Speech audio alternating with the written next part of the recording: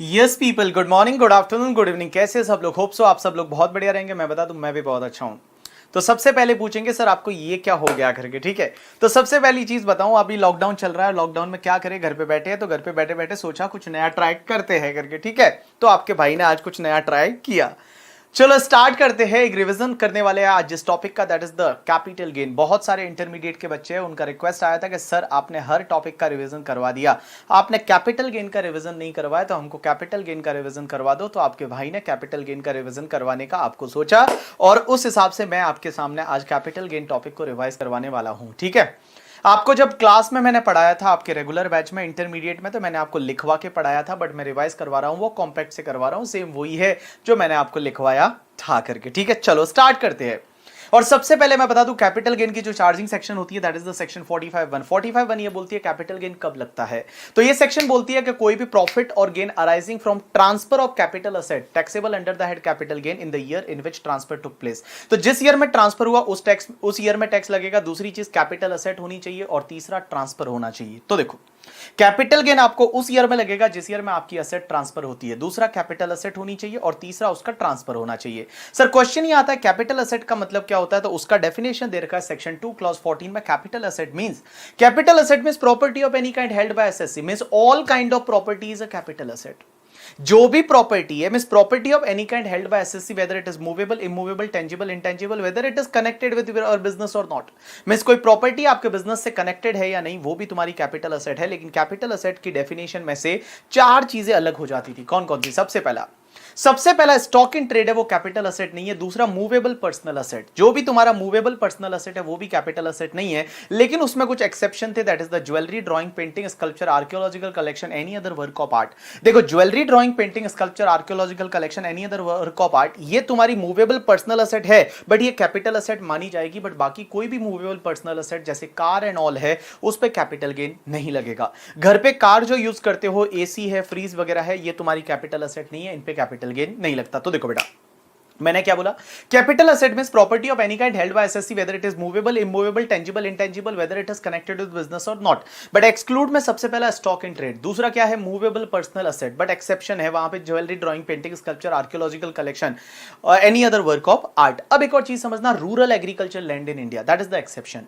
Means rural agriculture land को अगर आप ट्रांसफर करते हो तो कैपिटल गेन नहीं लगेगा। लेकिन आप मुझे बोलोगे रूरल एग्रीकल्चर लैंड का मतलब क्या होता है, तो rural agriculture land is a land which is situated in rural area.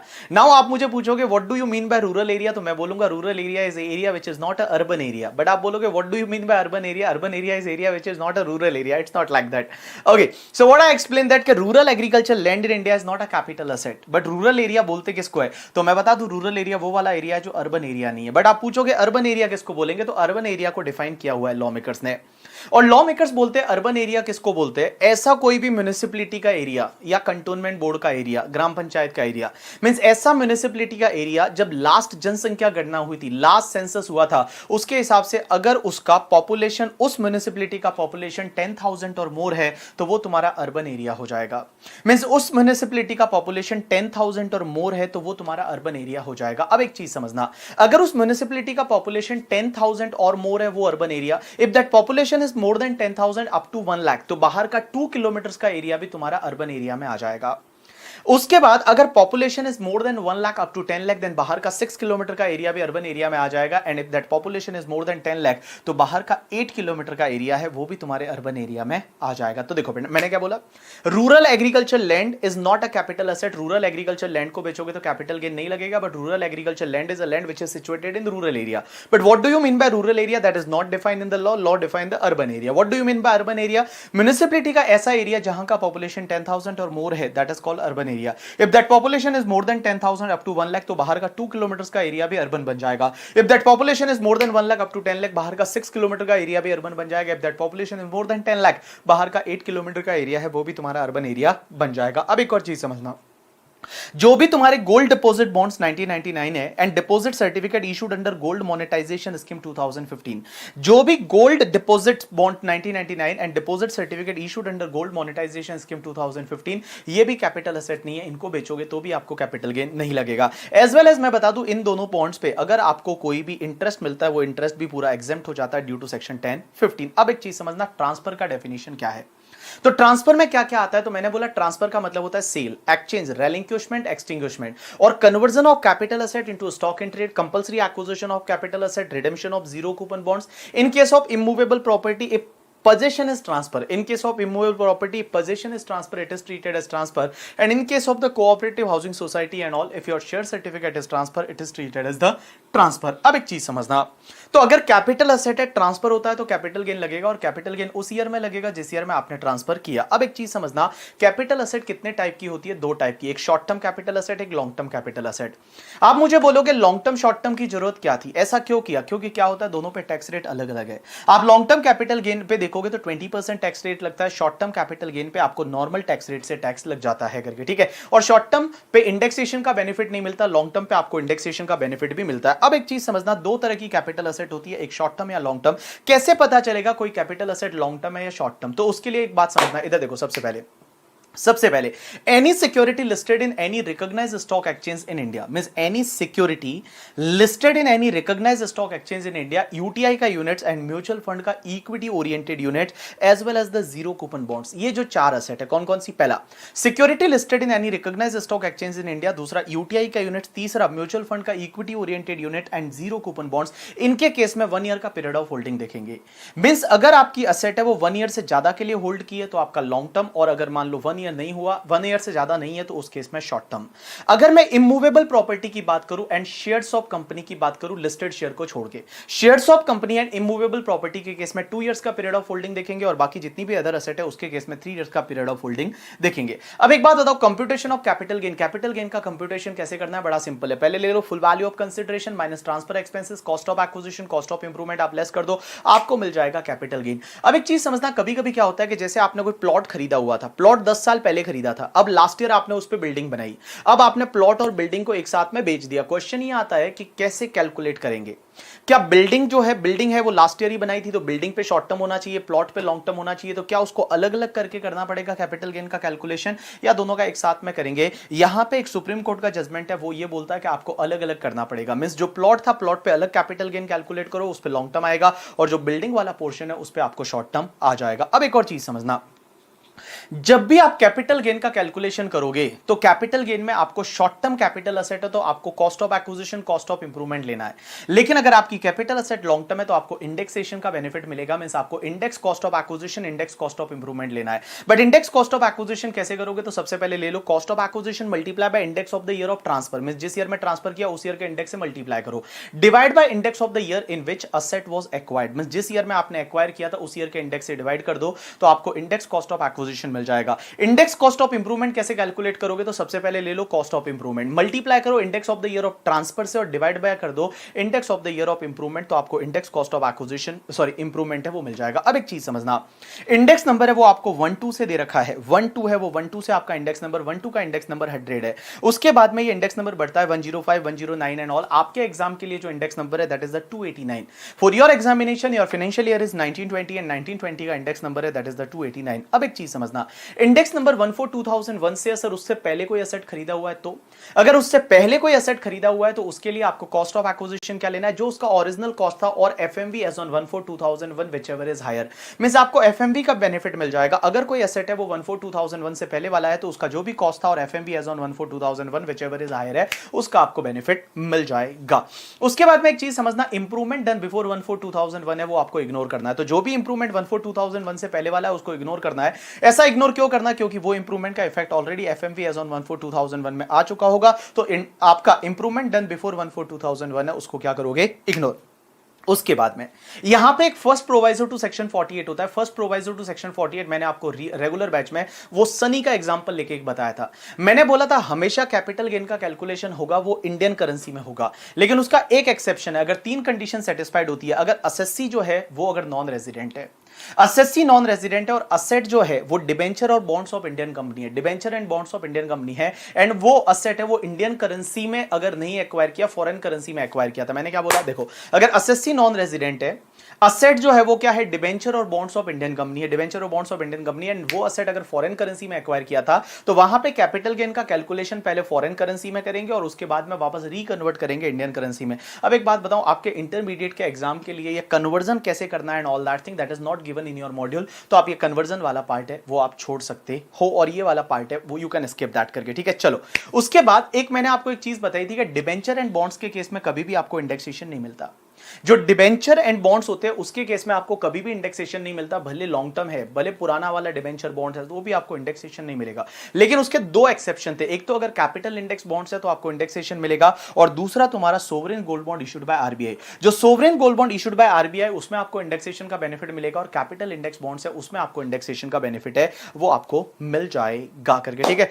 उसके बाद में अपन सीधा जो इंपॉर्टेंट चीजों पे चलते हैं वो ये है, एक मैंने आपको चीज बताई थी कि एसटीटी अलाउ नहीं होता कैपिटल गेन हेड में, आपको एसटीटी या सिक्योरिटी ट्रांजैक्शन टैक्स है वो अलाउ नहीं होता।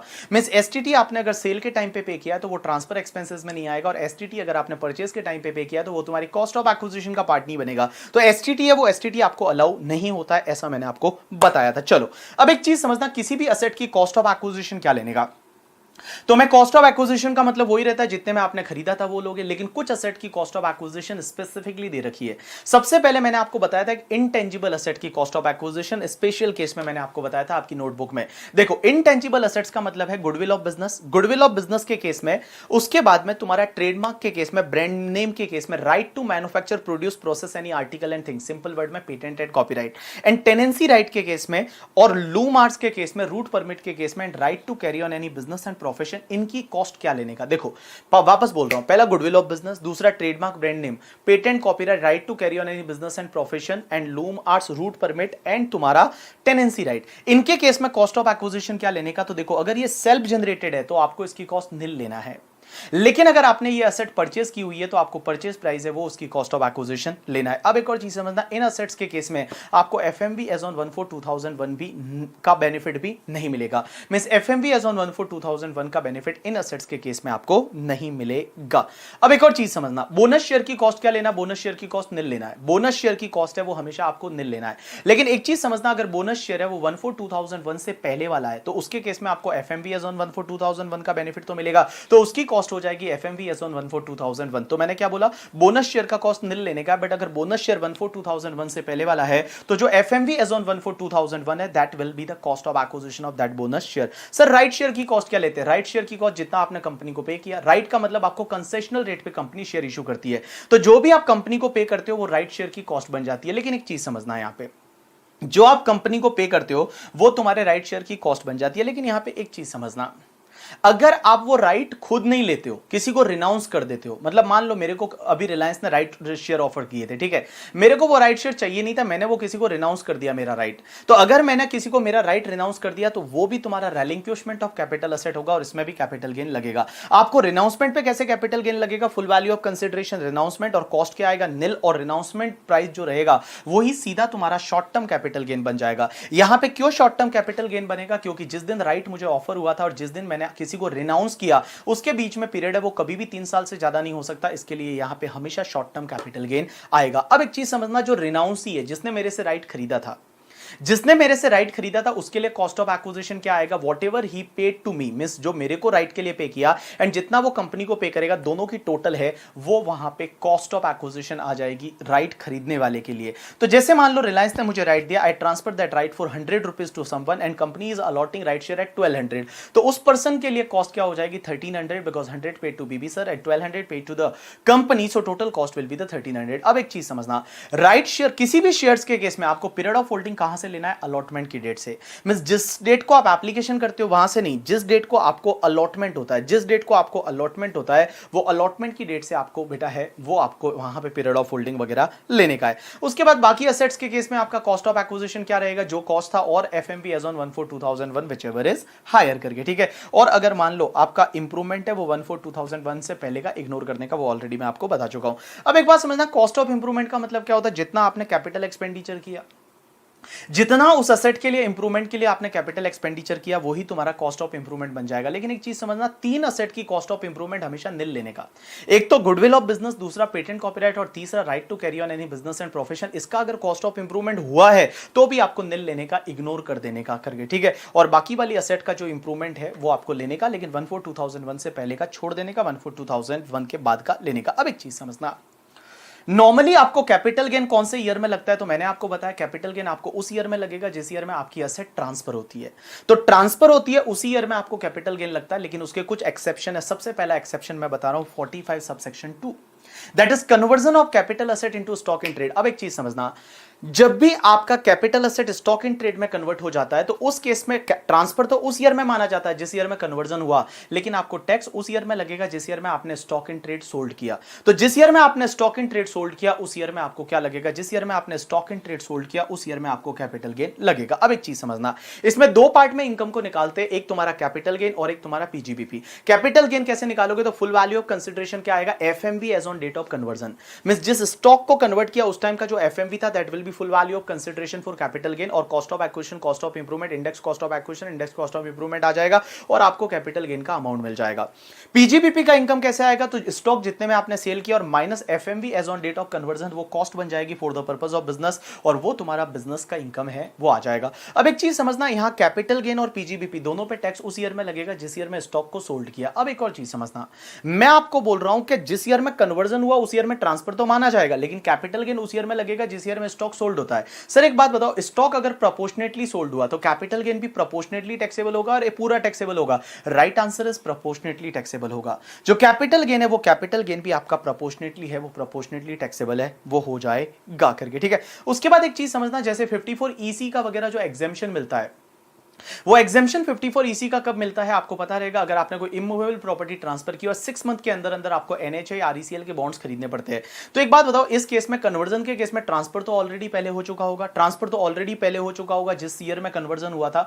तो यहां पे ये 6 मंथ का टाइम लिमिट क्या ट्रांसफर की डेट से गिना जाएगा या फिर स्टॉक सोल्ड की डेट से गिना जाएगा? तो यहां पे एक central board of directors CBDT का एक सर्कुलर है, वो ये बोलता है कि जिस टाइम आपने स्टॉक सोल्ड किया वो स्टॉक की सेल की डेट से 6 महीने के अंदर अंदर अगर आप एनएचए आरईसीएल पीएफसीएल या आईआरएफसीएल में अगर इन्वेस्ट कर लेते हो तो आपको 54 ईसी का इन्वेस्ट आपको बेनिफिट है वो आपको मिल जाएगा। अब एक चीज समझना, एक मैंने कंसेप्ट सिखाया था पहले, तो आपको बताया कि आपका कैपिटल एसेट स्टॉक में कन्वर्ट होता है तो क्या होगा, कैपिटल गेन उस ईयर में लगता है जिस ईयर में स्टॉक बिकता है, दोनों कैपिटल गेन पीजीबीपी दोनों पे कैपिटल गेन उस ईयर में लगता है जिस ईयर में स्टॉक बिकता है। लेकिन सर अगर स्टॉक कैपिटल एसेट में कन्वर्ट हो गया तो दैट इज द उल्टा केस, कि अगर आपका स्टॉक इन ट्रेड है वो स्टॉक इन ट्रेड आपका कैपिटल एसेट में कन्वर्ट हो गया तो लॉ मेकर्स क्या बोलते हैं, अगर आपका स्टॉक कैपिटल एसेट में कन्वर्ट हुआ तो जिस ईयर में कन्वर्ट हुआ ना उसी ईयर में पीजीबीपी में टैक्स लग जाएगा। जिस ईयर में कन्वर्ट हुआ उसी ईयर में पीजीबीपी में टैक्स लगेगा, और जिस साल में फिर वो कैपिटल एसेट बेचोगे उसमें कैपिटल गेन में लगेगा। यहां अलग है थोड़ा, देखो मैंने क्या बोला, जैसे ही आपका stock in trade capital asset में कन्वर्ट हुआ तो जिस ईयर में कन्वर्ट हुआ उसी साल पीजीबीपी में टैक्स लगा दो। पीजीबीपी में टैक्स कैसे लगा हुए, तो पीजीबीपी में सेल प्राइस लोगे FMV as on date of conversion, और जो स्टॉक का कॉस्ट वगैरह रहेगा ओपनिंग स्टॉक वो लेस कर दोगे, वो इनकम पीजीबीपी में टैक्सेबल हो जाएगी उस ईयर में जिस ईयर में कन्वर्जन हुआ। सर कैपिटल गेन कब लगेगा, जिस ईयर में वो कैपिटल एसेट फिर आप बेचोगे, तो कैपिटल एसेट बेचोगे उस साल में full value of consideration selling price, और जो एफएमवी थी ना स्टॉक की वो आपकी कॉस्ट बन जाएगी for the purpose of capital gain.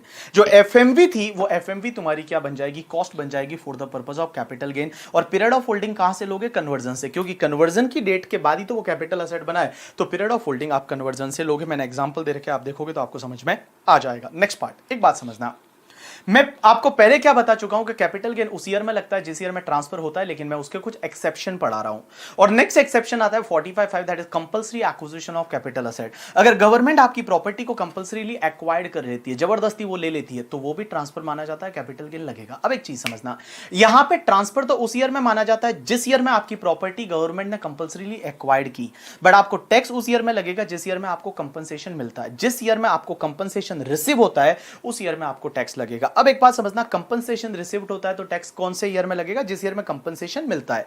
Capital gain कैसे निकालोगे, सबसे पहले इनिशियल कंपनसेशन आपको मिला तो इनिशियल कंपनसेशन मिला तो full value of consideration initial compensation minus cost of acquisition, cost of improvement, index cost of acquisition, index cost of improvement आप लेस कर दोगे, आपको कैपिटल गेन का अमाउंट है वो मिल जाएगा इनिशियल कंपनसेशन पे। अब एक चीज समझना, अगर मान लो आप इनिशियल कंपनसेशन से सेटिस्फाइड नहीं थे और आप कोर्ट वगैरह में कहीं पे गए और आपका कंपनसेशन बढ़ा दिया, एनहांस कर दिया, तो एनहांस कंपनसेशन पे टैक्स उस ईयर में लगेगा जिस ईयर में एनहांस कंपनसेशन आपको मिलता है। तो एनहांस कंपनसेशन जिस ईयर में मिला तो फुल वैल्यू ऑफ कंसिडरेशन में एनहांस कंपनसेशन माइनस कॉस्ट वापस लेस नहीं करोगे।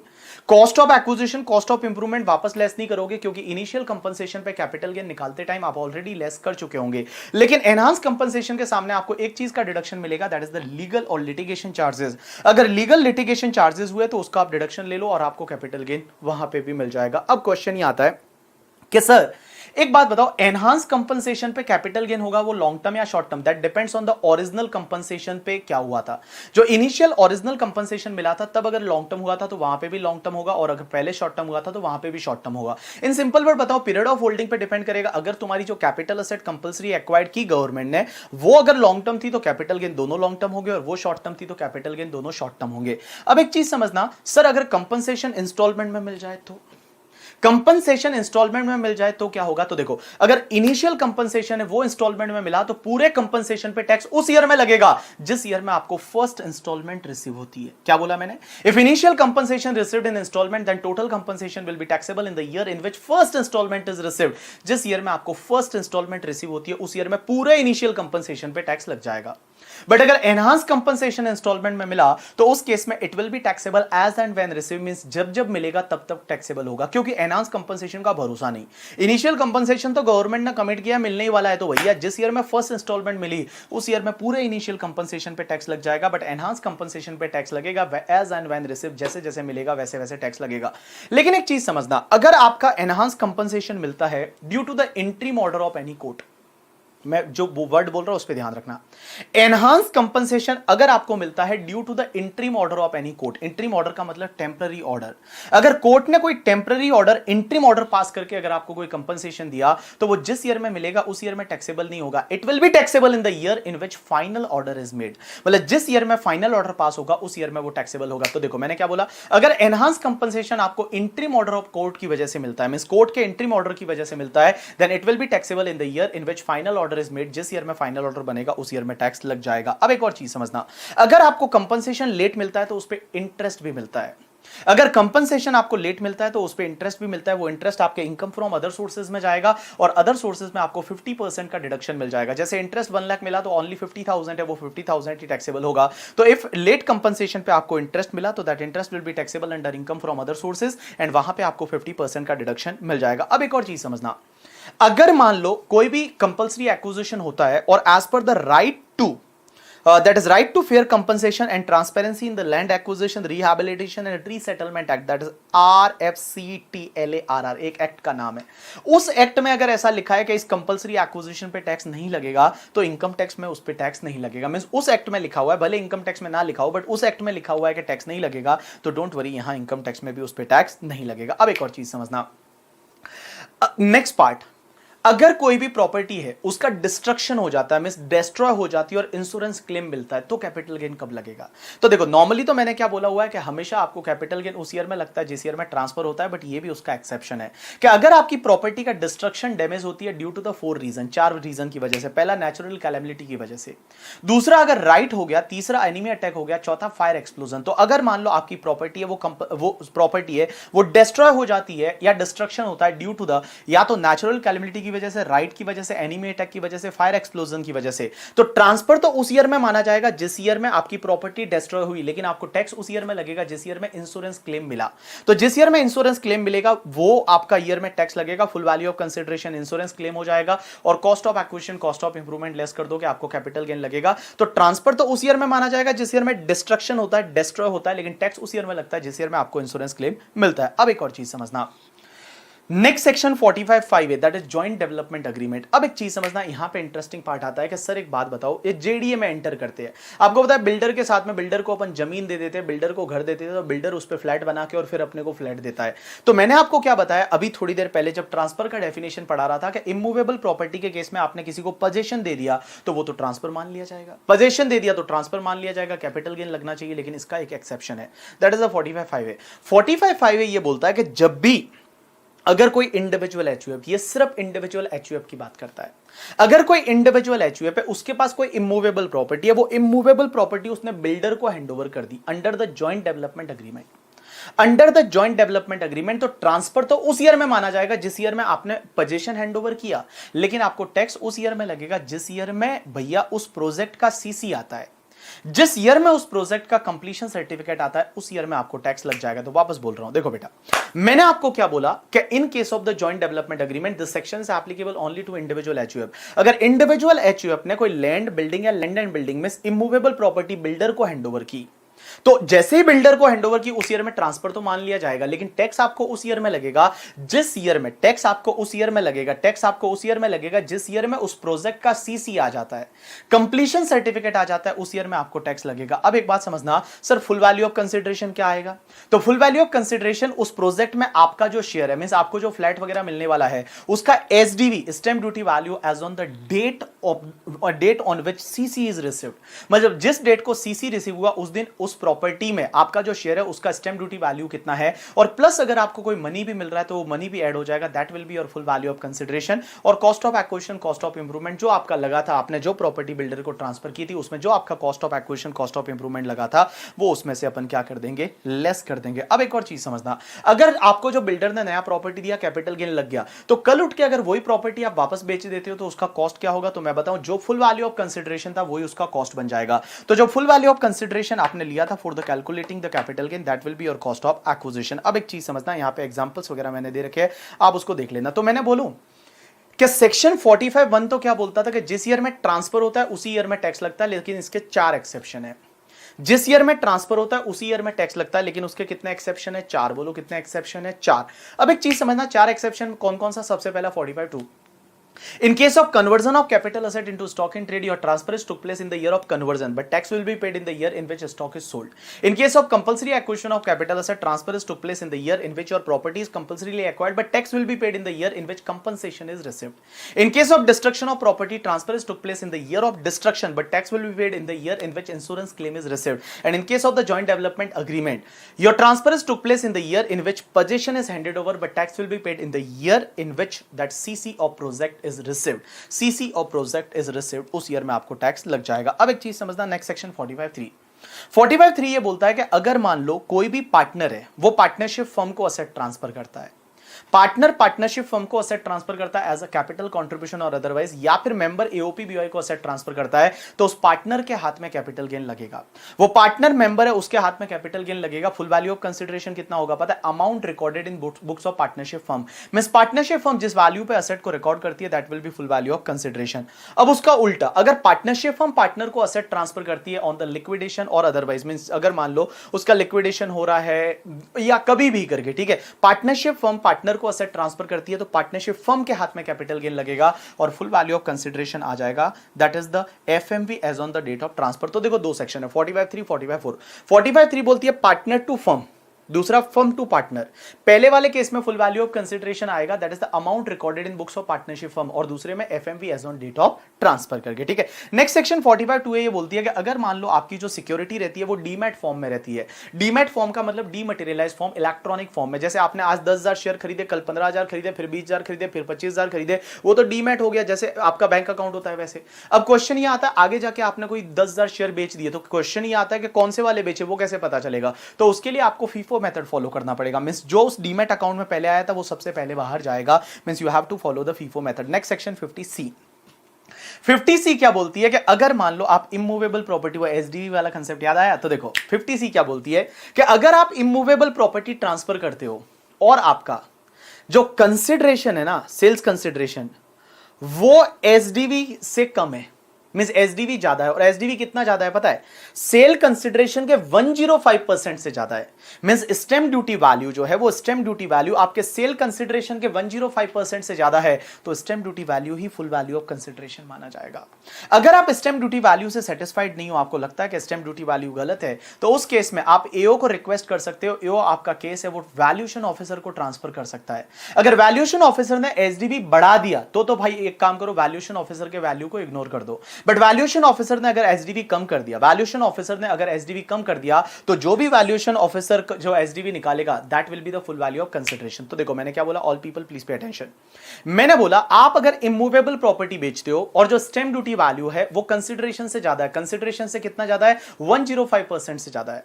अगर कंसिडरेशन से 105% से ज्यादा है तो SDV will be the full value of consideration. लेकिन अगर आप एसडीवी से सेटिस्फाइड नहीं हो, your case may be transfer to the valuation officer by assessing officer. अगर वैल्यूएशन ऑफिसर ऑफिसर ने एसडीवी बढ़ा दी, वैल्यू बढ़ा दी, तो इग्नोर करो वैल्यूएशन ऑफिसर का वैल्यू, बट कम कर दी तो जो वैल्यूएशन ऑफिसर की वैल्यू रहेगी that will be your full value of consideration. अब एक और चीज समझना सर, ये एसडीवी जो लेते हैं ये कौन सी डेट की लेनी है, जो स्टैंप ड्यूटी वैल्यू लेते हैं ये कौन सी डेट की लेनी है, मींस रजिस्ट्रेशन की डेट की लेनी है या अग्रीमेंट की डेट की लेनी है। देखो नॉर्मली तो रजिस्ट्रेशन की डेट की लेते हैं, जो एसडीवी है वो नॉर्मली रजिस्ट्रेशन की डेट की लेते हैं, लेकिन अग्रीमेंट की डेट की ले सकते हैं अगर आपको अग्रीमेंट की डेट या उससे पहले पहले कुछ ना कुछ पेमेंट रिसीव हो गया हो। अग्रीमेंट की डेट या उससे पहले पहले आपको कुछ ना कुछ पेमेंट रिसीव हो गया हो, अकाउंट पे ही cheque, by account payee demand draft, any mode of electronic clearing system through bank account और any other electronic mode as may be notified. अगर ये चार मोड से आपको पैसा मिल गया हो up to the date of agreement, तो आप अग्रीमेंट की डेट का एसडीवी है वो आप ले सकते हो। उसके बाद सेक्शन 50 सी है। 50 सी क्या बोलता है कि अगर आप कोई भी अनलिस्टेड शेयर ट्रांसफर करते हो, आप अनकोटेड या अनलिस्टेड शेयर है वो ट्रांसफर कर देते हो। जैसे मान लो I can take a example of the प्रोवाइज के शेयर है मेरे पास, ठीक है, और प्रोवाइज के प्राइवेट लिमिटेड के शेयर है, मैंने अगर मान लो किसी को ट्रांसफर कर दिए, that is the unlisted share मैंने ट्रांसफर किए। तो अनलिस्टेड शेयर अगर ट्रांसफर कर दिए और वो अगर आपने एफएमवी से कम पे किए, जो उसकी फेयर मार्केट वैल्यू है उससे कम पे किए, तो वो फेयर मार्केट वैल्यू है वही फुल वैल्यू ऑफ कंसिडरेशन माना जाएगा। तो इन सिंपल वर्ड बोल दो, अनलिस्टेड शेयर अगर आपने एफएमवी से कम पे ट्रांसफर किए तो एफएमवी आपके लिए फुल वैल्यू ऑफ कंसिडरेशन है वो माना जाएगा। सेक्शन 50D क्या बोलता है कि अगर मान लो कभी क्या होता है आप कोई प्रॉपर्टी बेच देते हो और उसका कंसिडरेशन डिटरमिनेबल नहीं है। कंसिडरेशन का मतलब क्या होता है, जो आपको रिसीव इन रिटर्न होता है, जीएसटी में पड़ा हुआ consideration means received in return. तो अगर आपको जो कंसिडरेशन जो मिलने वाला है वो डिटरमिनेबल ही नहीं है, जैसे मैंने आपको मेरा घर ट्रांसफर कर दिया और मैंने बोला जिंदगी भर आपके घर पे खाना खाऊंगा, तो यहां खाना खाऊंगा दैट कंसिडरेशन इज नॉट डिटरमिनेबल। तो उस केस में क्या होता है, जो असेट जा रही है ना उसी का fair market value full value of consideration माना जाएगा। मैंने क्या बोला, all people please pay attention, all people please pay attention. अगर आपने कोई एसेट ट्रांसफर की उसका कंसिडरेशन डिटरमिनेबल नहीं था, तो जो एसेट जा रही है ना उसी का fair market value full value of consideration माना जाएगा। उसके बाद section 51, section 51 advance money forfeited. अगर कोई एडवांस मनी या टोकन मनी आपने फॉरफिट कर दिया, एडवांस मनी टोकन मनी अगर आपने फॉरफिट कर दिया तो क्या होगा, जैसे मान लो कोई प्रॉपर्टी बेच रहे थे, बिकी नहीं, और वो एडवांस मनी आपने ले लिया था, टोकन मनी ले लिया था, अपनी जेब में डाल दिया था, लेकिन लास्ट में वो बिकी नहीं, तो वो आपने फॉरफिट कर लिया, वो आपने खा लिया, तो उसका क्या होगा। तो देखो अगर आपने एडवांस मनी फॉरफिट किया है वो 1/4/2014 से पहले वाला है, 1/4/2014 से पहले वाला है, तो उस एडवांस मनी फॉरफिटेड को आपको कॉस्ट में से लेस करना पड़ेगा। जब भी आप प्रॉपर्टी को बेचोगे आपको कॉस्ट में से लेस करना पड़ेगा। अगर कॉस्ट में से, अगर 1/4/2001 से बाद वाला है तो कॉस्ट में से लेस करोगे, लेकिन 1/4/2001 से पहले का प्रॉपर्टी है तो उसके लिए तो एफएमवी एज ऑन 1/4/2001 है वो कॉस्ट लेते हो, तो क्या एफएमवी में से लेस करेंगे, आंसर इज यस। अगर डेप्रिशिएबल एसेट है तो डब्ल्यूडीवी लेस करते हैं, तो क्या डब्ल्यूडीवी में से लेस करेंगे, आंसर इज यस, आपको डब्ल्यूडीवी में से लेस करना पड़ेगा। तो देखो मैंने क्या बोला कि अगर कोई एडवांस मनी फॉरफिट आपने किया है, पैसा खाया है, वो 1/4/2014 से पहले खाया है, तो आपको कॉस्ट में से लेस करना है। किस में से लेस करना है, कॉस्ट में से। Means advance money forfeited before 1/4/2014 you have to reduce from the cost of acquisition. But advance money forfeit है वो अगर 1/4/2014 के बाद वाला है, तो उसके लिए आईएफओएस में एक नई सेक्शन आई है 56(2)(11) करके, ठीक है, सॉरी 2(9) करके, और 56(2)(9) के हिसाब से वो आईएफओएस में टैक्सेबल हो जाएगा। तो आपको दो चीजें याद रखनी है। देखो एडवांस मनी फॉरफिट किया कब है, पहली चीज, अगर 1/4/2014 से पहले वाला है तो कॉस्ट में से लेस करो, और 1/4/2014 के बाद वाला है तो सीधा आईएफओएस में टैक्सेबल कर दो। अब एक और चीज समझना, जब 1/4/2014 से पहले वाला है तो आपको कॉस्ट में से लेस करना पड़ता है, लेकिन बिफोर इंडेक्सेशन या after indexation, right answer is before indexation. Means किसी भी असेट की कॉस्ट को इंडेक्स करने से पहले बिफोर इंडेक्सेशन आप लेस करो, और उसके बाद में आप इंडेक्सेशन है वो इंडेक्सेशन करोगे। एक और चीज समझना, advance money forfeited by current owner, current owner ने जो एडवांस मनी फॉरफिट किया है वही लेस करना है। अगर प्रीवियस ओनर ने कोई एडवांस मनी फॉरफिट किया था तो वो लेस नहीं करना है। जैसे मान लो मेरे पास एक असेट थी, मैंने मेरी वाइफ को गिफ्ट कर दी और मेरी वाइफ ने उसको बेच दिया, और एडवांस मनी फॉरफिटेड मैंने किया था, तो उस वाइफ के मतलब उसमें से लेस नहीं होगा। वाइफ को कॉस्ट तो मेरा मिलेगा but advance money forfeited less नहीं होगा, क्योंकि लॉ बोलता है ओनली प्रेजेंट ओनर ने एडवांस मनी फॉरफिट किया वही लेस करना है। Next section 50B is a slump sale. ये बड़ी ही इंटरेस्टिंग सेक्शन है। स्लम सेल का मतलब क्या होता है कि आप पूरा बिजनेस बेच देते हो, आपका जो बिजनेस है वो पूरा एक साथ में लमसम कंसिडरेशन से बेच देते हो, एक साथ में बेच देते हो पूरा बिजनेस, या कोई सेगमेंट बेच देते हो, कोई यूनिट बेच देते हो लमसम कंसिडरेशन से, without assigning value of individual asset and liabilities. में इंडिविजुअल असेट लायबिलिटी की वैल्यू पता नहीं है, एक साथ में आप पूरा बिजनेस बेच देते हो, that is called slump sale. अब एक चीज समझना, स्लम सेल के केस में सर क्या करें, इतनी सारी असेट एक साथ में बेच दी, मान लो 100 करोड़ में, सर हर असेट का कितना वैल्यू कैसे पता चलेगा, नहीं पता चलेगा। तो आप एक काम करो, उस पे आप ये मानो कि जो बिजनेस बिका है, जो यूनिट बिका है, that is the one asset, and calculate the capital gain on that asset. How you will calculate, take the full value of consideration is a lump sum consideration. Minus transfer expenses minus cost of acquisition, but cost of acquisition क्या लोगे, net worth of that unit, जो unit बिका है उसका net worth low. But net worth कैसे calculate करते हैं, asset minus liability. Asset में एक चीज ध्यान रखना, जो डेप्रीशिएबल असेट है उसके लिए आप लोगे WDV as per income tax act. जो भी डेप्रीशिएबल असेट है उसके लिए आप लोगे WDV as per income tax act, और जो भी तुम्हारी नॉन डेप्रीशिएबल असेट है उसके लिए आप ले लोगे बुक वैल्यू। तो देखो, डेप्रीशिएबल असेट के लिए WDV as per income tax act, non depreciable asset के लिए बुक वैल्यू, और लायबिलिटी को आप बुक वैल्यू से लेस करो, जो भी बचेगा दैट इज द नेटवर्थ। एक चीज समझना, यहां नेटवर्थ कैलकुलेट करने के लिए अगर किसी असेट को रीवैल्यूड किया है तो उसको आपको हटाना है, मींस रीवैल्यूड नहीं करना, भले 10 साल पहले रीवैल्यूड किया था तो भी आपको हटाना है, जो उसकी एक्चुअल वैल्यू थी उसी पे आपको लेना है। अब एक और चीज समझना, नेटवर्थ जो भी आएगा वो नेटवर्थ पे क्या इंडेक्स का बेनिफिट मिलेगा, answer is no.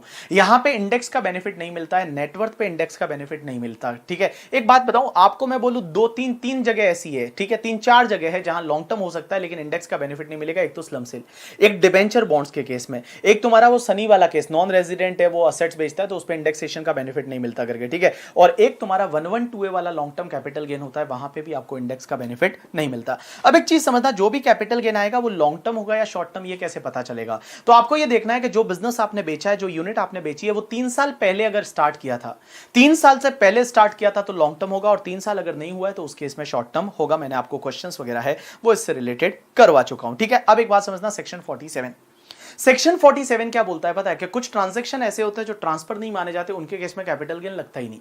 There are certain transaction, those transactions are not treated as transfer, capital gain is not applicable. सबसे पहला, अगर मान लो एचयूएफ का पार्टीशन हो जाता है और एचयूएफ के पार्टीशन के टाइम पे जो मेंबर्स को असेट बांटी जाती है वो ट्रांसफर नहीं माना जाता, कैपिटल गेन नहीं लगता। दूसरा, अगर आप किसी को गिफ्ट देते हो, विल देते हो, या इररिवोकेबल ट्रांसफर हो जाता है, दैट इज इनहेरिटेंस और ऑल, तो गिफ्ट, विल और जो तुम्हारा इनहेरिटेंस है वो भी ट्रांसफर नहीं माना जाता, कैपिटल गेन नहीं लगता। तीसरा मैं बताऊं, अब एक और चीज समझना, मैंने क्या बोला, गिफ्ट दिया, विल में दिया, इनहेरिटेंस में दिया, वो ट्रांसफर नहीं माना जाता, कैपिटल गेन नहीं लगता। लेकिन इसका एक एक्सेप्शन है, अगर आपको कोई शेयर ईसॉप में मिला था, अगर आपको कोई ईसॉप में शेयर मिला था और वो किसी को गिफ्ट दे दिया तो कैपिटल गेन लगेगा। अगर आपने शेयर जो मिला था वो ईसॉप में मिला था और उसको अगर आपने किसी को गिफ्ट दे दिया तो उसमें केस में कैपिटल गेन लगेगा। लेकिन फुल वैल्यू ऑफ कंसिडरेशन क्या आएगा गिफ्ट में, तो उस केस में जिस दिन आपने गिफ्ट किया उस दिन का जो फेयर मार्केट वैल्यू रहेगा, जिस दिन आपने गिफ्ट किया उस दिन का फेयर मार्केट वैल्यू है, that will be your full value of consideration. उसके बाद में एक चीज समझना, अगर अमलगमेशन हो जाता है और पुरानी कंपनी नई कंपनी को असेट ट्रांसफर कर देती है अमलगमेशन में,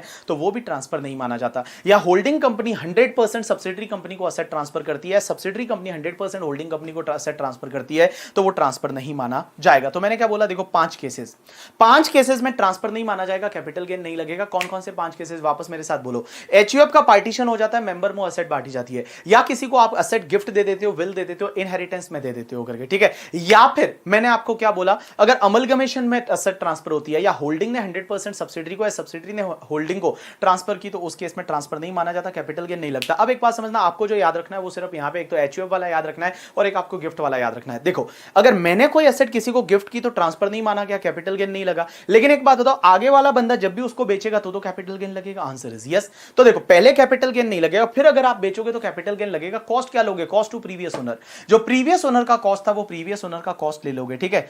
पीरियड ऑफ होल्डिंग कहां से लोगे, प्रीवियस ओनर से, means period of holding previous owner. Indexation कहां से लोगे, प्रीवियस ओनर से। आपको मंजुला जे शाह का मैंने केस लॉ बताया था और मैंने बोला प्रीवियस ओनर से ही आपको देखो, कॉस्ट भी प्रीवियस ओनर का, पीरियड ऑफ होल्डिंग भी प्रीवियस ओनर का, इंडेक्सेशन भी प्रीवियस ओनर का, एंड अगर इंप्रूवमेंट प्रीवियस ओनर ने करवाया है तो वो भी आपको ले लेने का, ऐसा मैंने आपको बताया था। उसके बाद में एक बात समझना, अगर आपके पास किसी कंपनी के शेयर है और वो कंपनी का अमलगमेशन हो जाता है और अगर आपको पुरानी कंपनी के बदले नई कंपनी के शेयर मिल जाते हैं, अगर आपको पुरानी कंपनी के बदले नई कंपनी के शेयर मिल जाते हैं, तो उस केस में जो नई कंपनी के शेयर मिले पुरानी कंपनी के शेयर के बदले, वो ट्रांसफर नहीं माना जाएगा, कैपिटल गेन नहीं लगेगा। अब एक बात बताओ, नई कंपनी के शेयर का कॉस्ट क्या होगा, वही जो पुरानी कंपनी के शेयर का कॉस्ट था।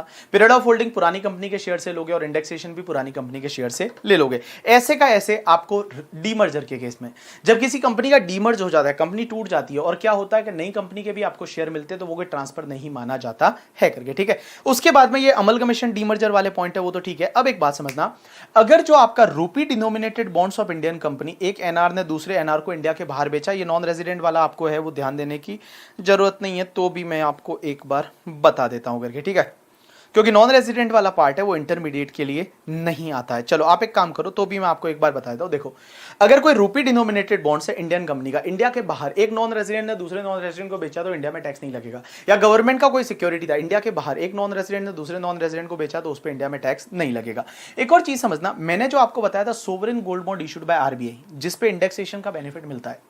Sovereign gold bond issued by RBI जिसपे इंडेक्सेशन का बेनिफिट मिलता है। अब एक चीज समझना, अगर इसका रिडेम्पशन होता है और इंडिविजुअल असेसी है, असेसी इंडिविजुअल, दो वर्ड पे ध्यान देना है आपको, ठीक है। देखो सोवरेन गोल्ड बॉन्ड्स है और उसका क्या हो रहा है, एक तो रिडेम्पशन हो रहा है और असेसी इंडिविजुअल है। अगर ये दो चीजें है, रिडेम्पशन और असेसी इंडिविजुअल है, तो उस केस में आपको कैपिटल गेन नहीं लगता, that is the totally exempt. उसके बाद एक चीज समझना, अगर आपके पास कोई ड्राइंग है, पेंटिंग्स है, स्कल्पचर्स वगैरह, आपके पास पेंटिंग्स वगैरह है, वो आप किसी को भी बेचोगे तो कैपिटल गेन लगेगा। लेकिन आपने अगर इसको गवर्नमेंट को बेच दिया, या जो गवर्नमेंट की जो आर्ट गैलरी होती है उसको बेचा, या नेशनल म्यूजियम को बेचा, या नेशनल आर्काइव को बेचा, नेशनल आर्ट गैलरी को बेचा, पब्लिक म्यूजियम्स को बेचा, तो उस केस में उस पर कैपिटल गेन नहीं लगेगा। अब एक चीज समझना, अगर आपके पास डिबेंचर, बॉन्ड्स या डिपॉजिट सर्टिफिकेट है, अगर आपके पास डिबेंचर है, बॉन्ड्स है, डिपॉजिट सर्टिफिकेट है, आप क्या करते हो, उसी कंपनी के डिबेंचर या शेयर्स में कन्वर्ट हो जाते हैं, that is conversion, convertible debenture सुना आपने। तो डिबेंचर, बॉन्ड्स या डिपॉजिट सर्टिफिकेट है, वो उसी कंपनी के अगर मान लो डिबेंचर या शेयर्स में कन्वर्ट हो जाते हैं तो कन्वर्जन के टाइम पे टैक्स नहीं लगता।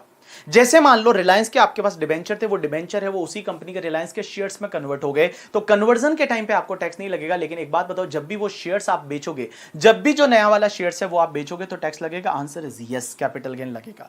लेकिन वो शेयर का कॉस्ट क्या लोगे, तो शेयर का कॉस्ट आप वही लोगे जो पुराना डिबेंचर का कॉस्ट था। पीरियड ऑफ होल्डिंग कहां से लोगे, डिबेंचर, और इंडेक्सेशन कहां से लोगे, डिबेंचर से करके, ठीक है, जैसा मैंने आपको एक क्वेश्चन भी करवा रखा है। उसके बाद एक बात समझना, अगर किसी कंपनी के प्रेफरेंस शेयर है वो इक्विटी शेयर में कन्वर्ट हो जाते हैं, तो प्रेफरेंस शेयर जब इक्विटी शेयर में कन्वर्ट हो जाते हैं तो भी ट्रांसफर नहीं माना जाता। मीन जब कन्वर्ट होते हैं तब ट्रांसफर नहीं माना जाता, लेकिन जब भी आप इक्विटी शेयर बेचोगे तो कैपिटल गेन लगेगा। Answer is yes. कॉस्ट किसका लोगे, प्रेफरेंस शेयर का। पीरियड ऑफ होल्डिंग कहां से लोगे, प्रेफरेंस शेयर से, और इंडेक्सेशन भी कहां से लोगे, प्रेफरेंस शेयर से। उसके बाद मैंने आपको बोला था कि म्यूचुअल फंड की दो स्कीम का अगर मर्जर हो जाता है, दो स्कीम का मर्जर हो जाता है, जैसे मान लो कोटक महिंद्रा म्यूचुअल फंड का मेरे पास स्कीम ए है और मेरे स्कीम ए का मान लो बी के साथ मर्ज हो गया और मुझे स्कीम ए के बदले बी की यूनिट मिल गई, ठीक है। तो देखो म्यूचुअल फंड की दो स्कीम है, अगर उसका मर्जर हो जाता है तो मर्जर में आपको अगर पुरानी स्कीम के बदले, जो म्यूचुअल फंड की पुरानी स्कीम की यूनिट थी उसके बदले नई स्कीम की यूनिट मिल जाती है तो वो ट्रांसफर नहीं माना जाता, कैपिटल गेन नहीं लगता। लेकिन बेटा जब भी वो नई स्कीम की यूनिट जो मिली है वो बेचोगे तो कैपिटल गेन लगेगा। कॉस्ट किसकी लोगे, पुरानी स्कीम की यूनिट का। पीरियड ऑफ होल्डिंग कहां से लोगे, पुरानी स्कीम की यूनिट से, और इंडेक्सेशन भी कहां से लोगे, पुरानी स्कीम की यूनिट से। ऐसा ही, लेकिन एक चीज समझना, यहां पे मर्जर जो होना चाहिए ना, दो इक्विटी ओरिएंटेड स्कीम मर्ज होनी चाहिए या दो डेट ओरिएंटेड स्कीम मर्ज होनी चाहिए, तो ही आपको एग्जेम्पशन मिलेगा। अगर इक्विटी डेट के साथ मर्ज होगे, इक्विटी बन गई, या डेट इक्विटी के साथ मर्ज होगे, डेट बन गई, तो एग्जेम्पशन नहीं मिलेगा। मिस यहां पे अपनी कास्ट में शादी होनी चाहिए करके, ठीक है। अगर इसमें कास्ट में शादी हो रही है तो आपको एग्जेम्पशन मिल जाएगा। ऐसे ही क्या होता है कि स्कीम्स होती है उसके अंदर बहुत सारे म्यूचुअल फंड के प्लान होते हैं, जैसे dividend plan, growth plan and all. तो अगर मान लो एक म्यूचुअल फंड का स्कीम है उसके अंदर के प्लान है, तो प्लान मर्ज होते हैं और आपको नई प्लान की यूनिट मिल जाती है, तो उस केस में भी टैक्स नहीं लगेगा। जैसे मान लो कोटक महिंद्रा म्यूचुअल फंड का मेरे पास डिविडेंड प्लान था और वो डिविडेंड प्लान है वो ग्रोथ प्लान के साथ मर्ज हो गया, ठीक है, और वो एक ही स्कीम का था। अब मुझे ग्रोथ प्लान की यूनिट मिल गई, तो क्या जैसे ही एक्सचेंज हुआ, जैसे ही मुझे नई यूनिट मिली, क्या टैक्स लगेगा, आंसर इज नो। लेकिन जब मैं नई वाली यूनिट को बेचूंगा तो टैक्स लगेगा, आंसर इज यस। कॉस्ट किसकी लूंगा, पुरानी वाली यूनिट का। पीरियड ऑफ होल्डिंग कहां से, पुरानी वाली यूनिट से। इंडेक्सेशन कहां से अगर होता है तो पुरानी वाली यूनिट से। यू गॉट माय पॉइंट और not? Yes. Now we are going to start with the exemption. सबसे पहले एग्जेम्पशन हम जो पढ़ रहे हैं दैट इज द 54 क्या बोलती है, exemption for residential house property. पहली चीज तो this exemption is available only to individual and HUF. आपको करना है क्या है, अगर आप कोई रेसिडेंशियल हाउस प्रॉपर्टी ट्रांसफर करते हो तो आपको अगर लॉन्ग टर्म कैपिटल गेन होता है, तो देखो ट्रांसफर क्या किया, रेसिडेंशियल हाउस प्रॉपर्टी, उस पर लॉन्ग टर्म कैपिटल गेन होता है, तो आप उससे one residential house property in India अगर आप एक्वायर करते हो तो आपको एग्जेम्पशन मिल जाएगी। तो देखो बेटा मैंने क्या बोला, इंडिविजुअल एचयूएफ होना चाहिए, ट्रांसफर क्या किया, रेसिडेंशियल हाउस प्रॉपर्टी, परचेज क्या करना है, one residential house property in India, और जो पुराना हाउस प्रॉपर्टी था उस पर आपको लॉन्ग टर्म कैपिटल गेन होना चाहिए। अब एक चीज समझना, इस साल से अमेंडमेंट है कि आप दो रेसिडेंशियल हाउस प्रॉपर्टी खरीदोगे तो भी एग्जेम्पशन मिल जाएगा। अगर पुराने वाले जो घर बेचा उस पर आपका long term capital gain is up to 2 crore. So पुराने वाले घर पे if your long term capital gain is up to 2 crore, तो जो आप नए खरीद रहे हो वो दो हाउस प्रॉपर्टी खरीदोगे तो भी आपको एग्जेम्पशन है, वो एग्जेम्पशन मिल जाएगा। लेकिन इसमें एक चीज समझना, ये वाला बेनिफिट जो है वो दो घर खरीदने वाला वो आप only once in the life time ले सकते हो, अपने लाइफ टाइम में सिर्फ एक बार ले सकते हो। अब एक एक चीज समझना सर, जो नया हाउस प्रॉपर्टी खरीदना है वो कब तक खरीदना है, उसका टाइम लिमिट क्या है, -1 +2 +3। इसका मतलब it has to be purchase within 1 year before the date of transfer और 2 years after the date of transfer और construction within 3 years after the date of transfer. अब एक चीज समझना सर, लंबा टाइम लिमिट है 2 साल 3 साल का, लेकिन आपको रिटर्न फाइलिंग की ड्यू डेट तक क्या करना पड़ेगा, जो रिटर्न फाइलिंग की ड्यू डेट है वो रिटर्न फाइलिंग की ड्यू डेट तक आपको क्या करना पड़ेगा, या तो हाउस प्रॉपर्टी खरीद लेनी पड़ेगी, नहीं तो वो पैसा आपको कैपिटल गेन अकाउंट स्कीम में जमा करवाना पड़ेगा। बैंक में एक अकाउंट खुलवाना है CGS capital gain account scheme और उसमें पैसा जमा करवाना है, और अगर आप पैसा उसमें जमा करवा लेते हो तो आपको एग्जेम्पशन मिल जाएगी। लेकिन जो भी आपका डिपॉजिटेड अमाउंट है that should be utilised for the purpose of house property only, means उसको हाउस प्रॉपर्टी के लिए आपको यूज करना है, हाउस प्रॉपर्टी परचेज करने के लिए या फिर हाउस प्रॉपर्टी कंस्ट्रक्ट करने के लिए।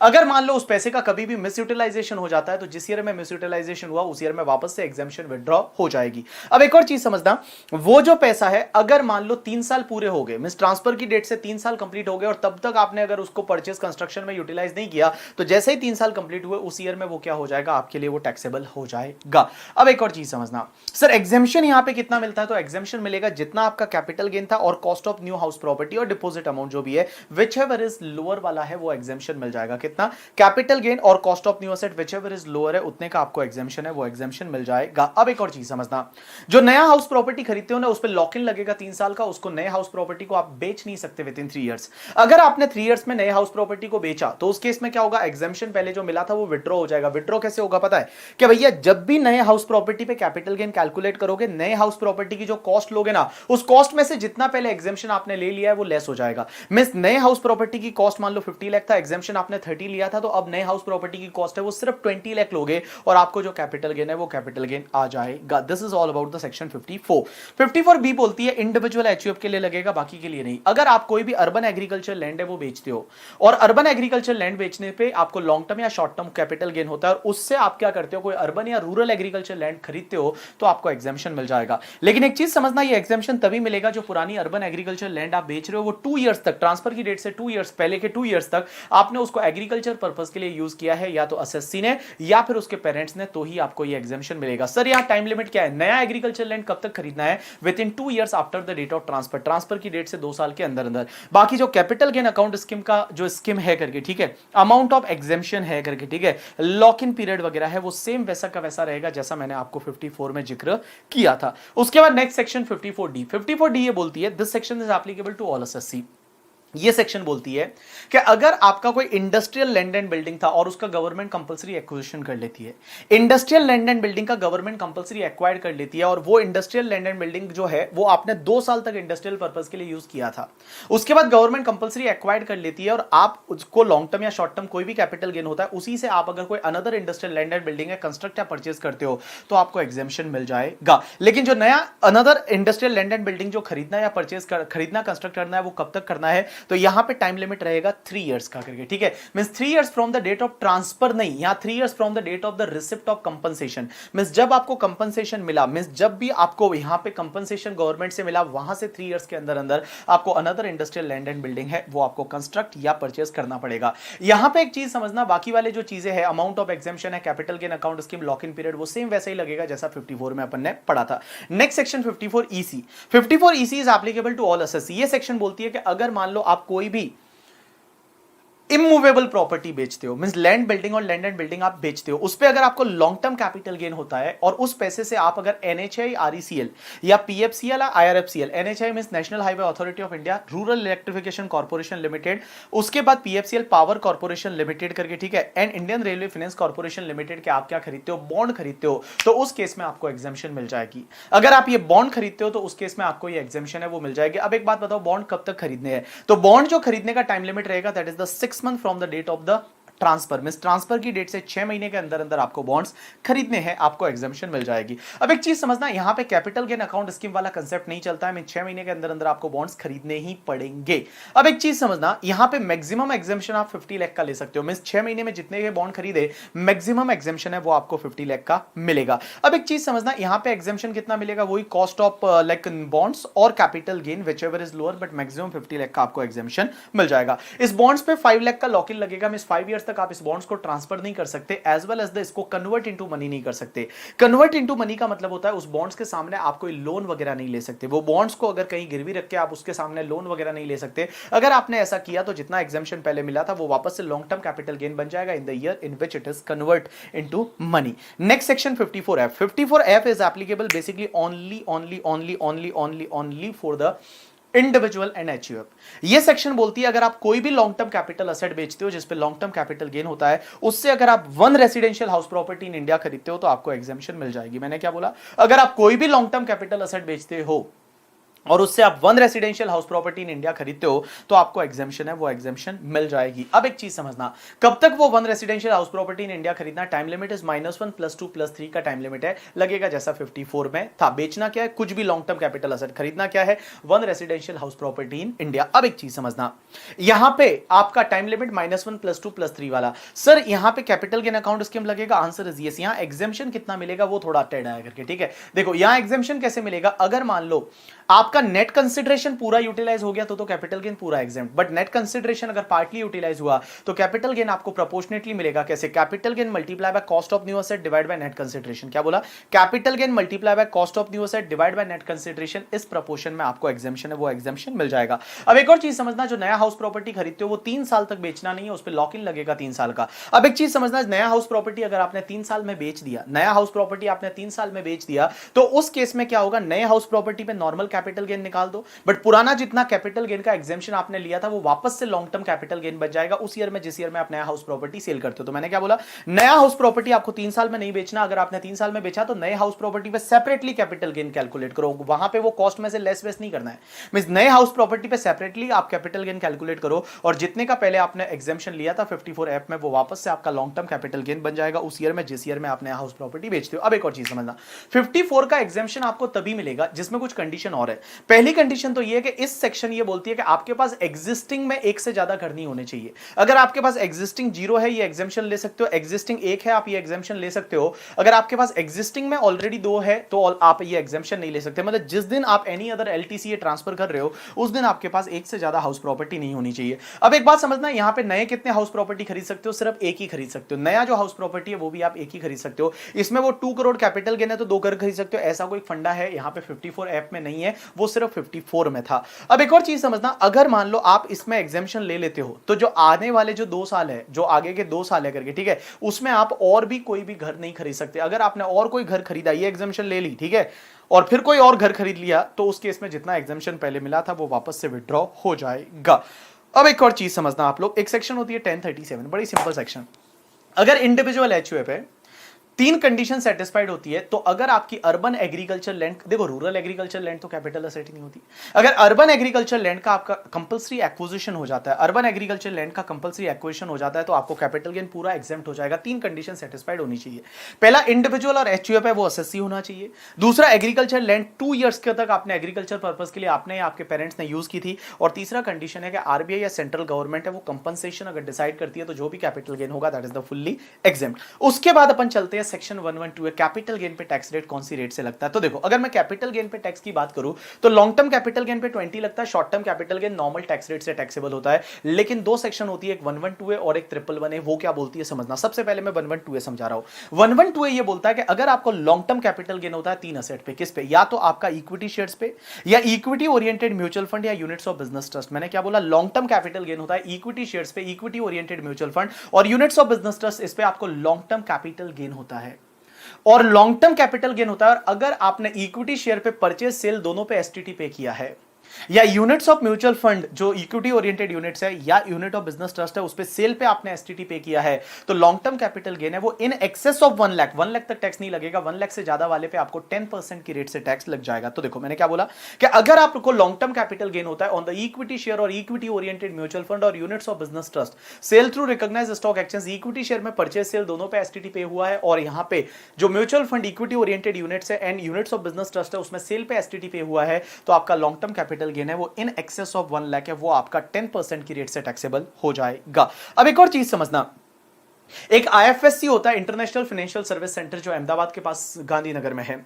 वहां पे आपका आईएफएससी जो है, वहां एसटीटी लगता ही नहीं। तो क्वेश्चन ये आता है वहां एसटीटी लगता ही नहीं तो भी क्या ये एग्जामिशन मिलेगा, ये बेनिफिट जो 10% वाला है कंसेशनल रेट वाला, वो मिलेगा? आंसर इज यस, तो भी आपको मिल जाएगा। अब एक और चीज समझना, ये जो आपका जो 112A वाला कैपिटल गेन होता है ना, उसके सामने आपको डिडक्शन अंडर चैप्टर 6 का बेनिफिट नहीं मिलता, as well as the 87A का रिबेट भी नहीं मिलता। ये एक ही ऐसा एक्सेप्शन है जिसके सामने वो 87A का जो 12,500 का रिबेट मिलता है ना, वो एलटीसीजी 112A के सामने आपको नहीं मिलता है करके, ठीक है। अब एक बात समझना, गवर्नमेंट कुछ ऐसे एक्सेप्शन डाल सकती है कि इक्विटी शेयर के केस में परचेज पे एसटीटी पे नहीं किया तो भी चलेगा। अब उन्होंने कुछ एक्सेप्शन डाले हुए, वो अपने को पढ़ने के इंटरमीडिएट के लिए जरूरत नहीं है। अब एक और चीज समझना, मैं आपको बता दूं, जब भी 112A लगता है ना, तो आपको इंडेक्स का बेनिफिट नहीं मिलता। 112A में इंडेक्सेशन का बेनिफिट नहीं मिलता, लॉन्ग टर्म होगा बट आपको इंडेक्स का बेनिफिट नहीं मिलता। अब एक बात बताओ, 112A के केस में कॉस्ट क्या होगा? जितने में आपने खरीदा होगा वही कॉस्ट बनेगा। लेकिन एक चीज समझना, अगर आपने कोई भी शेयर्स वगैरह है, वो अगर 112A लग रहा है और आपने 1 Feb 2018 से पहले एक्वायर किया है, 1 Feb 2018 से पहले एक्वायर किया, कब किया? 1 Feb 2018 से पहले, तो उसकी कॉस्ट कैसे निकालना, उसका एक सिस्टम होता है, सेक्शन 55 में दे रखा है कि अगर मान लो आपने जो शेयर्स है या यूनिट्स है वो 1 Feb 2018 से पहले एक्वायर किया, क्योंकि पहले 1038 एक सेक्शन हुआ करती थी, उसमें कैपिटल गेन लगता ही नहीं था, फिर इन्होंने यहां पे कैपिटल गेन लाया। तो अगर आपने 1 Feb 2018 से पहले एक्वायर किया तो उसकी कॉस्ट कैसे निकालोगे? तो मैंने आपको क्या बताया था, पहले जो उसका कॉस्ट था वो ले लो, और उस कॉस्ट को किससे कंपेयर करोगे? जो एफएमवी एज ऑन 31 Jan 2018 है and sale price whichever is lower. मैंने क्या बोला?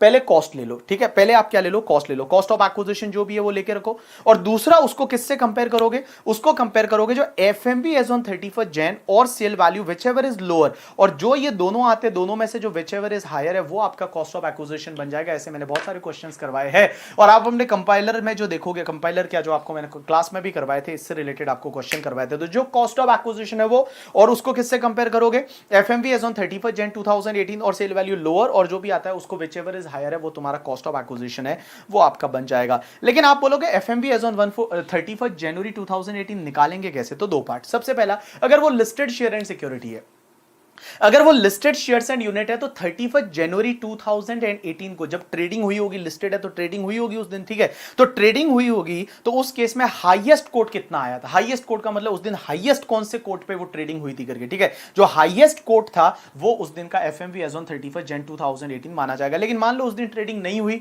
तो उसके पिछले कौन से दिन ट्रेडिंग हुई थी, उसके पिछले कौन से दिन ट्रेडिंग हुई थी, उस दिन का जो भी हाईएस्ट कोट रहेगा that will be the FMV as on 31 Jan 2018। लेकिन मान लो वो यूनिट या शेयर है वो 31 January 2018 को अनलिस्टेड था, अब लिस्टेड है बट पहले अनलिस्टेड था 31 Jan 2018 को, तो उसमें दो पार्ट। अगर वो यूनिट था तो 31 Jan 2018 का आप एनएवी लोगे, नेट असेट वैल्यू करके उसका एनएवी लोगे। लेकिन अगर मान लो वो तुम्हारा लिस्ट लाइक अनलिस्टेड शेयर था, तो शेयर्स के केस में क्या करोगे? जितने में आपने खरीदा था वो कॉस्ट लोगे, multiply by 272, 272 is the index of the 1718, और डिवाइड बाय जिस ईयर में आपने खरीदा था उस इंडेक्स से उसकी एफएमवी है वो 31 January 2018 को आप लेके आओगे। अब एक बात समझना, 111 क्या बोलती है? 111 ये बोलती है कि अगर आपको शॉर्ट टर्म कैपिटल गेन हो जाता है, कंडीशन वही, शॉर्ट टर्म कैपिटल गेन हो जाता है किस पे? इक्विटी शेयर पे, इक्विटी ओरिएंटेड म्यूचुअल फंड है, यूनिट्स ऑफ बिजनेस ट्रस्ट पे, और sale through recognised stock exchange, और सेल पे अगर एसटीटी पे किया, यहां तीनों में सिर्फ सेल पे एसटीटी का कंडीशन है। अगर आपने सेल पे एसटीटी पे किया है तो आपका शॉर्ट टर्म कैपिटल गेन है वो सिर्फ 15% की रेट से टैक्सेबल होगा। अगर आईएफएससी में एसटीटी पे नहीं किया है तो भी आपको यह बेनिफिट 15% वाला मिल जाएगा। इसके अलावा मैं बताऊं, बाकी वाला जो भी कैपिटल गेन होगा उसमें normal long term capital gain है तो 112 में जाएगा एट द रेट 20%, और शॉर्ट टर्म कैपिटल गेन है वो नॉर्मल टैक्स रेट से टैक्सेबल हो जाएगा। अब एक चीज समझना, अगर एलटीसीजी होता है on the listed security, but आपका यूनिट्स को छोड़ के कोई लिस्टेड सिक्योरिटी पे आपको अगर मान लो लॉन्ग टर्म कैपिटल गेन होता है, या जीरो कूपन बॉन्ड्स है उस पे लॉन्ग टर्म कैपिटल गेन होता है, तो आपके पास ऑप्शन है कि 10% आप टैक्स पे कर सकते हो विदाउट इंडेक्सेशन, और 20% टैक्स पे कर सकते हो विद इंडेक्सेशन। ये आजकल ज्यादा लगता नहीं है, क्योंकि ऐसे भी लिस्टेड जब इक्विटी शेयर बेचोगे तो उस पर तो ऐसे भी 112A लग जाएगा, और उसमें 10% टैक्स है, तो ये वाला प्रोवाइजो का बेनिफिट मिलता नहीं है। बट अगर ये लगता है, ये नॉर्मली कहां लगेगा? लिस्टेड प्रेफरेंस शेयर वगैरह है। अगर लिस्टेड प्रेफरेंस शेयर है तो उस केस में आपके पास ऑप्शन है 10% विदाउट इंडेक्सेशन और 20% विद इंडेक्सेशन आप टैक्स भर सकते हो। अब एक और चीज समझना, अगर आपके पास LTCG 20% वाला है या STCG 111A 15% वाला है या LTCG 112A है, वो अगर मान लो 10% वाला है, तो क्या इनके सामने आप बेसिक एग्जेम्पशन का बेनिफिट ले सकते हो क्या? देखो, अगर आपकी अदर इनकम बेसिक एग्जेम्पशन से कम है, अदर इनकम है वो बेसिक एग्जेम्पशन से कम है, तो जितना भी अनएग्जॉस्टेड बेसिक एग्जेम्पशन है, जितना भी अनयूटिलाइज बेसिक एग्जेम्पशन है, उसका आप बेनिफिट ले सकते हो। जो भी अनएग्जॉस्टेड बेसिक एग्जेम्पशन, जो अनयूटिलाइज बेसिक एग्जेम्पशन है, उसको आप यहां पे एडजस्ट कर सकते हो। यू गॉट माय पॉइंट और नॉट? यस। उसके बाद एक सेक्शन होती है 55A, not relevant, more important section, that is reference to valuation officer. अगर एओ को लगता है असेसिंग ऑफिसर को, तो आपका केस वैल्यूएशन ऑफिसर को ट्रांसफर कर सकता है। जैसे आपकी एफएमवी जो आपने बताई थी, उस एफएमवी से एओ सेटिस्फाइड नहीं है, कोई एफएमवी वगैरह अपन ने बहुत सारी जगह पढ़ा, एफएमवी से अगर एओ सेटिस्फाइड नहीं है, तो उस केस में आपका केस वैल्यूएशन ऑफिसर को ट्रांसफर कर सकता है। वो कब कर सकता है? अगर मान लो आपने जो एफएमवी निकाली थी, वो एफएमवी जो आपने निकाली थी, वो रजिस्टर्ड वैल्यूअर से लेके आए थे, मींस रजिस्टर्ड वैल्यूअर का सर्टिफिकेट लेके आए थे, और एओ को लगता है कि यहां पे कुछ प्रॉब्लम है एफएमवी में, तो वो आपका केस ट्रांसफर कर सकता है। दूसरे में भी यही लिखा हुआ है, दूसरे में ये लिखा है कि जैसे एफएमवी है, आपने खुद ने क्लेम की है, मतलब आपने रजिस्टर्ड वैल्यूअर का सर्टिफिकेट नहीं लाया, आपने खुद ने क्लेम की है, और एओ को लगता है कि आपने जो एफएमवी बताई है और जो एओ का एफएमवी है, उसके बीच में डिफरेंस है। वो डिफरेंस किससे ज्यादा है पता है? 15% of value you claim, means आपने जो क्लेम किया उसका 15% और 25,000 विचएवर इज लोअर आता है, उससे अगर ज्यादा एओ को डिफरेंस लगता है, तो उस केस में आपका केस है वो वैल्यूएशन ऑफिसर को ट्रांसफर हो सकता है। उसके बाद अमलगमेशन डिमर्जर दे रखा है, आपको देखना है तो देख लेना, नहीं तो इसमें नहीं देखोगे तो भी चलेगा। एक चीज समझना, उसके बाद में जब लिक्विडेशन होता है, तो लिक्विडेशन के केस में क्या होता है? जब भी अगर लिक्विडेशन होता है, तो लिक्विडेशन के केस में कंपनी के हाथ में, लिक्विडेशन के केस में कंपनी जब असेट बांटती है शेयर होल्डर को, तो कंपनी को एक 222C में डीम डिविडेंड माना जाता है, और उस पर डिविडेंड डिस्ट्रीब्यूशन टैक्स कंपनी को पे करना पड़ता है। और शेयर होल्डर के हाथ में क्या लगता है? कैपिटल गेन लगता है, क्योंकि लिक्विडेशन के केस में जो शेयर होल्डर को असेट मिलेगी और उसका शेयर चला गया, तो शेयर होल्डर के हाथ में कैपिटल गेन लगता है। शेयर होल्डर के हाथ में फुल वैल्यू ऑफ कंसिडरेशन कितना आएगा? जो उसको असेट मिला, जो उसको पैसा मिला, और माइनस क्या करोगे? जो भी शेयर का कॉस्ट था वो माइनस कर दोगे, ठीक है? तो आपको मिल जाएगा यहां पे कैपिटल गेन शेयर होल्डर के हाथ में। यहां पे एक चीज समझना, जब आप फुल वैल्यू ऑफ कंसिडरेशन निकालते हो ना, तो फुल वैल्यू ऑफ कंसिडरेशन में जो असेट मिलती है शेयर होल्डर को वो लोगे, जो मनी मिलता है वो लोगे, और उसमें से लेस करोगे जो डीम डिविडेंड माना जा चुका है 222C में, क्योंकि उस पर कंपनी ने ऑलरेडी डीडीटी भर दिया है, तो वो आप लेस कर दो, जो बचेगा that will be the full value of consideration, ठीक है? उसके बाद में एक बात बता दूं, अगर डोमेस्टिक कंपनी के जो शेयर है, लिस्टेड अनलिस्टेड बोथ, अगर उसका बायबैक होता है, तो जब भी अगर बायबैक होता है, आप एक बात समझो, जब भी अगर बायबैक होता है, तो कंपनी क्या करेगी? बायबैक पे टैक्स भरेगी। जैसा डीडीटी भरते हैं वैसा ही कंपनी बायबैक पे टैक्स भरेगी। बायबैक पे कंपनी कितना टैक्स भरेगी समझना, तो बायबैक पे कंपनी को टैक्स भरना पड़ेगा 23.296%। किस पे भरना पड़ेगा? जो तुम्हारा buyback price minus issue price है। जैसे कंपनी ने शेयर पहले इशू किया था, वो 10 रुपए का शेयर था, 20 रुपया प्रीमियम था, 30 रुपीज में इशू किया था। आज कंपनी उसको बायबैक करती है 100 पे, तो कंपनी कितना पैसा बांट रही है? 70 रुपीज बांट रही है, तो 70 रुपीज पे कंपनी को टैक्स भरना पड़ेगा 23.296% से। ये 23.296% कैसे आया? 20% टैक्स रेट है, 12% सरचार्ज है, 4% हेल्थ एंड एजुकेशन सेस है। इतना कंपनी को बायबैक के केस में डिफरेंस पे टैक्स भरना पड़ेगा। तो देखो, जब भी कंपनी क्या करती है, कंपनी अगर मान लो शेयर का बायबैक करती है, तो buyback price minus issue price, difference पे कंपनी को टैक्स भरना पड़ेगा। डिफरेंस पे कंपनी को टैक्स भरना पड़ेगा एट द रेट 23.296% है, वो कंपनी को टैक्स भरना पड़ेगा। यू गॉट माय पॉइंट और नॉट? यस। और शेयर होल्डर को फिर क्या कैपिटल गेन लगेगा? नहीं, शेयर होल्डर के हाथ में एग्जेम्प्ट हो जाएगा। So thanks a lot people, this is the revision of your capital gain. जो भी तुम्हारे सबसे इंपॉर्टेंट कंसेप्ट थे वो सब मैंने इसमें रिवाइज करवा लिए। कम से कम 3-4 बार इसको रिवाइज करो, और आप अपनी बुक को फॉलो करो, जो मैंने आपको नोटबुक में लिखवाया है उससे आप देखोगे, रिवाइज करोगे तो आपको मजा आ जाएगा। फटाफट उससे कर लेना, ठीक है? चलो, थैंक्स अ लॉट पीपल, और पढ़ाई करते रहना। और एक और चीज बता दूं, जो रिवीजन लेक्चर मैंने सैलरी का डाला हुआ है ना, सैलरी का मैंने पुराना वाला डाला हुआ है, उसमें सिर्फ एक चीज चेंज कर देना कि जो तुमको वो 40,000 का वहां लिखा हुआ है डिडक्शन अंडर सेक्शन 16, वो 50,000 है, ठीक है? आपकी बुक में तो 50 नहीं है, बट मैंने जो रिवीजन लेक्चर यूट्यूब पे दिया है वो पुराना वाला है, तो उसमें 40,000 था, नाउ इट इज 50,000, तो आपके लिए 50,000 है वो डिडक्शन मिलेगा अंडर सेक्शन 16, ठीक है? बाकी पढ़ाई करते रहो करके, ठीक है? पढ़ाई करते रहो, जितनी पढ़ाई कर सकते हो करो। ये टाइम मिला है, ज्यादा टाइम मिला है, इसको यूटिलाइज करो और बेस्ट वे में यूटिलाइज करो और अच्छे से पढ़ाई करो। थैंक्स अ लॉट पीपल, आज के लिए इतना बहुत है।